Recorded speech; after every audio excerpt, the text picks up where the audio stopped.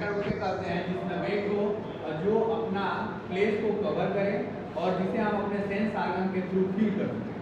बात समझ आ रही है? अर्थात पदार्थ वह होता है कि जिसमें भार होता है, जो स्थान घेरता है और जिसका अनुभव हम अपने ज्ञानेंद्रियों द्वारा कर सकते हैं। ठीक है, तो यहाँ पर मैंने आपको बताया टाइप सॉलिड, लिक्विड, गैस।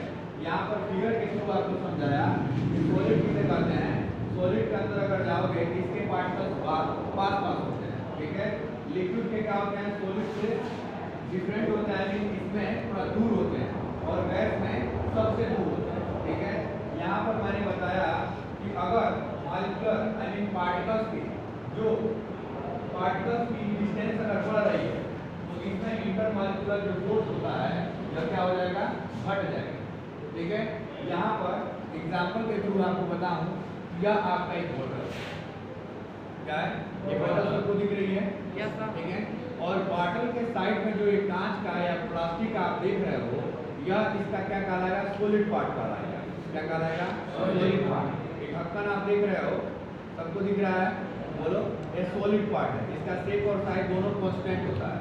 जिसका शेप और साइज दोनों कांस्टेंट हो वह सॉलिड कहलाता है। हमने डेफिनेशन के थ्रू आपको समझा दिया। ठीक है, तो यह आपको दिख रहा है कि पूरा का पूरा बोतल की बात क्यों किया जा रहा है। बोतल किस शेप में आएगा, सॉलिड। बोतल को क्या कहोगे आप, सॉलिड कहोगे। अब देखो यहाँ पर जो हम हिला रहे हैं या मोशन में कर रहे हैं तो इसके पार्टिकल्स टकरा रहे हैं, देख रहे हो। तो नीचे जो आपको यहाँ से यहाँ तक दिखाई दे रहा है यह आपका लिक्विड क्या हो गया, लिक्विड।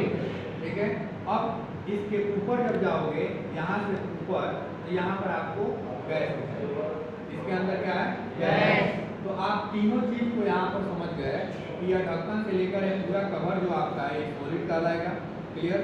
और ये हाफ पार्ट में जो दिया हुआ है, जिसको हम ऐसे कर रहे हैं तो ऐसे हो जा रहा है, ऐसे कर रहे हैं तो ऐसे हो जा रहा है, तो इसको हम लिक्विड कहेंगे। क्या कहेंगे, लिक्विड कहेंगे। और ऊपर जो वेकेंट है, खाली है, इसको हम क्या कहेंगे, गैस। ठीक है, तो क्या आपको तीनों बातें समझ में आ गई, सॉलिड, लिक्विड, गैस। ठीक है, उसके बाद दो और आता है, प्लाज्मा आता है, आइंस्टीन इंडक्शन आते हैं, ये सब आते हैं, तो उसकी चर्चा हम बाद में करेंगे।